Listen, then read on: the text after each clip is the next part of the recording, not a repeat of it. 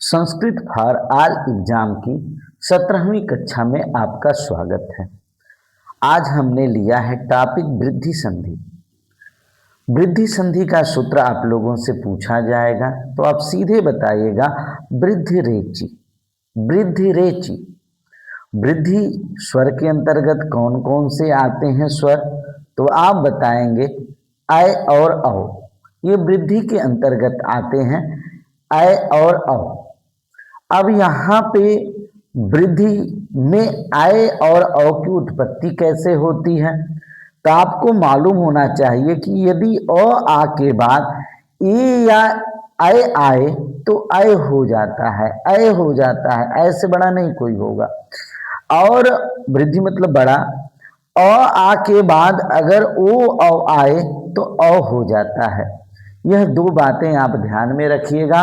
अ या आ के बाद ए या अय आए तो अय हो जाता है, अ या आ के बाद ओ या औ आए तो अ हो जाता है। देखिए आसान तो ये होता है कि जब आपसे पूछा जाता है अत्रैव में कौन सी संधि है, तो जहां पे आप आए देखें, ये नहीं आए देखें, आए देखें, आए देखें, आए देखें, आओ देखें, आओ देखें, आओ देखें, आओ देखें, कहाँ तुरंत आप जो है बता दें कि वृद्धि संधि होता है और संधि सूत्र क्या होता है, वृद्धि रेचि। लेकिन अब कैसे ये बनता है थोड़ा सा हम लोगों को जान लेना चाहिए। अत्र धन एव, यहाँ पे पहले शब्द का अंतिम वर्ण अ और ए मिलके ए हुआ, और यहाँ पे ए नहीं त्र पे आय की मात्रा हो जाएगी तो अत्रैव हो जाएगा। तथा धन एव, पहले शब्द का अंतिम वर्ण आ और दूसरे शब्द का पहला वर्ण ए, आ और ए मिलके अय हुआ। अब थ पे आ की मात्रा नहीं लगेगी, थ पे अय की मात्रा लगेगी। तथैव, और ए भी नहीं रहेगा, ना आ रहेगा ना ए रहेगा, दोनों की जगह पे क्या रहेगा, आए। तथैव वृद्धि रेचि। जन धन एक्यम, पहले शब्द का अंतिम वर्ण ए और अय दोनों मिलके अय हो जाएगा, न अ रहेगा न ए रहेगा बल्कि न पे अय रहेगा। जनक्यम वृद्धि रेचि सूत्र। महाधनेश्वर्यम, आ और अय दोनों नहीं रहेगा, इन दोनों के जगह पे अय हो जाएगा। ह पे अय की मात्रा जब लगेगी तो महेश्वर्यम। आप मेरी बात समझ रहे हैं। जलधन ओघ, जलधन ओघ, यहाँ पे जलधन ओघ में अगर हम बात करें तो भैया जल में क्या है, अ है, और ओघ में क्या है, ओ है। अ और ओ मिलके क्या हो जाएगा, औ जलोघ वृद्धि रेचि। और जल की धारा, ओघ मतलब धारा होती है। महाधन औषधि, भैया महा में आ है, औषधि में ओ है, आ और ओ मिलके अ हो जाएगा और यहाँ पे महौषधि होगा, ये वृद्धि रेचि। फिर उसके बाद जन धन औत्सुक्यम, जन में अ है, पहले शब्द का अंतिम वर्ण अ है और औ है, आ और अ मिलके जो है अ होगा तो क्या हो जाएगा, जनुत्सुक्यम वृद्धि रेचि। महाधन औत्सुक्यम, महाधन औत्सुक्यम, आ और अ मिलके अ हो जाएगा, ह पे अ की मात्रा लग जाएगी, महो, और अ तो यहां से हट जाएगा, ह पे अ लग गया है, आधा त सुक्यम, एकदम फोटोकॉपी करके लिख देंगे महोत्सुक्यम वृद्धि रेचि। तो आइए एक बार फिर देख लें। अत्रैव का संधि विच्छेद, दो शब्द बनाइए जो दोनों सार्थक हो। अत्र धन एव, अत्र धन एव, अ और ए मिलके आए। तथैव का तथा धन एव, जनेक्यम का जन धन एक्यम, माहेश्वर्यम का महाधन ऐश्वर्यम, ऐश्वर्यम में आए, आए आप देखिएगा, एक्यम में आए देखिएगा। जलोघ, जल धन ओघ, औघ भी नहीं होगा, ओघ होगा। महाऔषधि में यहां देखिएगा बहुत से लड़के गलती करते हैं, महाधन औषधि नहीं, महाधन औषधि, संधि के पश्चात आ और ओ मिलके अ हो जाता है। संविधान के नियमों की तरह से पालन करिए, एकदम एक एक शब्द को आपको देखना पड़ेगा। जन धन उत्सुक्यम और औ मिलके औ हो जाएगा, जनोत्सुक्यम, महाधनोत्सुक्यम, महोत्सुक्यम, महान उत्सव, महान उत्सुकता, सॉरी महान उत्सुकता, लोगों की उत्सुकता, महान औषधि, जल की धारा, महान ऐश्वर्य, लोगों की एकता, तथेव तथा धमेव, वही, अत्रेव, यही, यह सारी चीजें होंगी। अब आते हैं हम टेस्ट पे जो है, अब जिनको ये होगा कि नहीं हमें संस्कृत आती है, वो स्क्रीन से हटके मेरी आवाज को सुने और देखें उन्हें कितनी संस्कृत आती है। दृश्य शब्द का अर्थ क्या होता है? हाँ, दृश्य शब्द जो है, दृश्य, ये दृश्य होता है भैया, ये दृश्य नहीं, लड़के ने गलती कर दी है।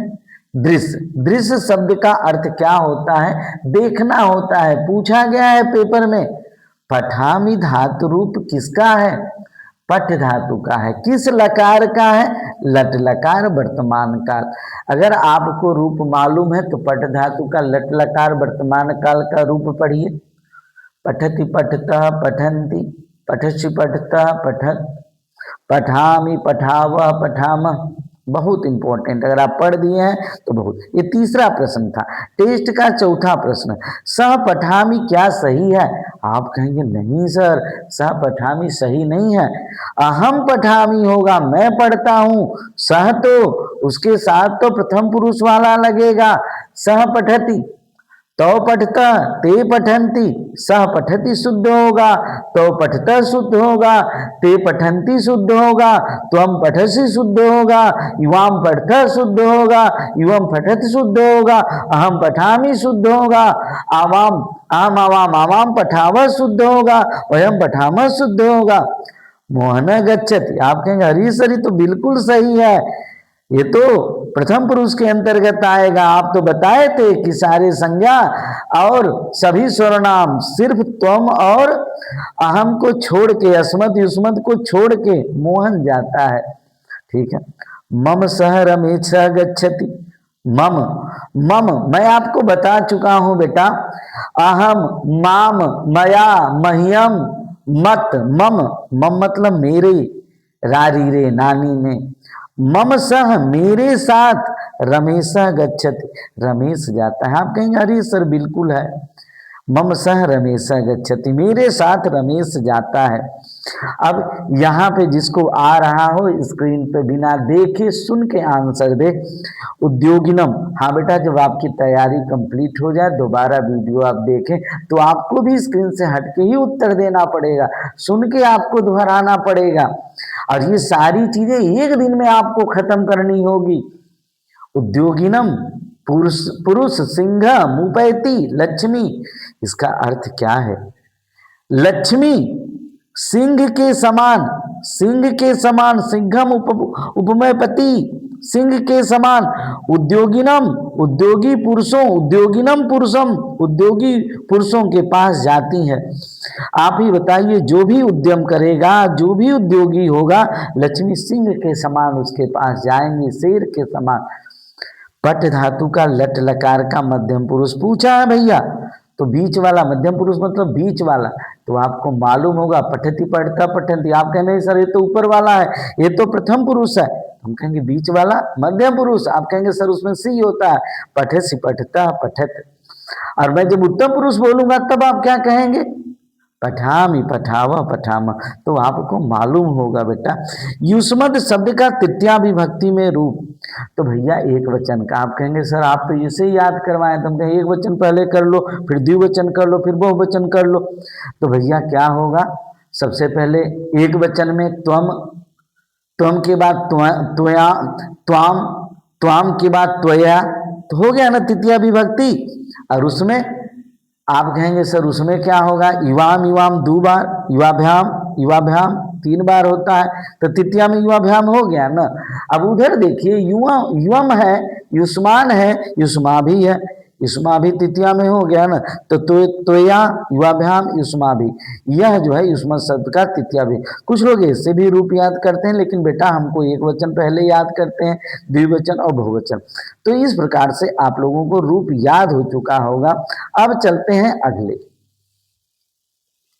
अब आप कहेंगे कि सर क्या ये सही है? ता विद्यालय अगच्छन, इसका मतलब ता मतलब वे सभी, लड़कियों की बात है। सा ते ता, वे सभी विद्यालय गईं, वे सभी विद्यालयम विद्यालयम अगच्छन, वे सभी विद्यालय को गईं या विद्यालय गईं। तो आप कहेंगे अगच्छन, अगच्छन सर किस लकार का है? हम कहेंगे लंग लकार। लंग लकार मतलब क्या होता है भैया? आप कहेंगे भूतकाल। तो गम धातु का लंग लकार जिस भी महापुरुष को आ रहा है स्क्रीन से हटके बताए, और नहीं आ रहा है हमारे वे बच्चे जो है सीखें। अगच्छत, अगच्छताम, अगच्छन, अगच्छ, अगच्छतम, आ हट जाता है। अगच्छतम, अगच्छत, अगच्छम, अगच्छाव, अगच्छाम। एक बार फिर मेरे साथ दोहराइए। अगच्छत, अगच्छताम, अगच्छन, अगच्छ, अगच्छतम, अगच्छत, अगच्छम, अगच्छाव, अगच्छाम।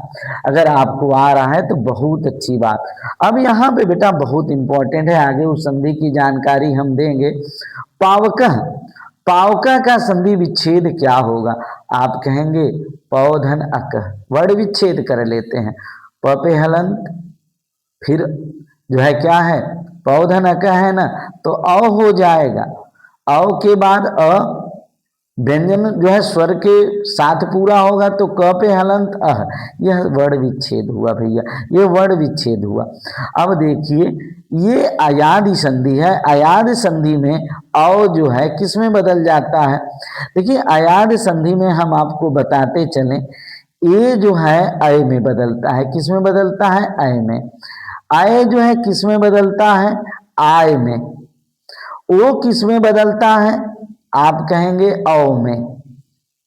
और औ किस में बदलता है? आओ में। यह अयादि संधि होती है। अब यहां पे देखिए औ का आओ में परिवर्तन हुआ और अ का मेल नहीं होगा, मेल की बात आप भूल जाइए।